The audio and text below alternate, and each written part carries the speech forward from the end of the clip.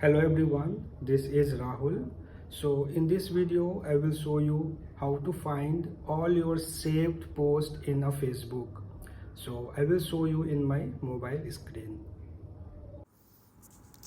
So open your Facebook app. Here you can see the Facebook app. So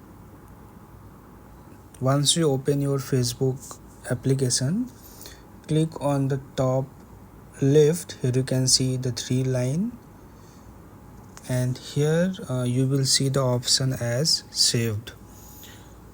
So once you will click on this, you can see the list of all your Facebook posts that you have saved while watching it. So I hope you will find this video useful. Thank you.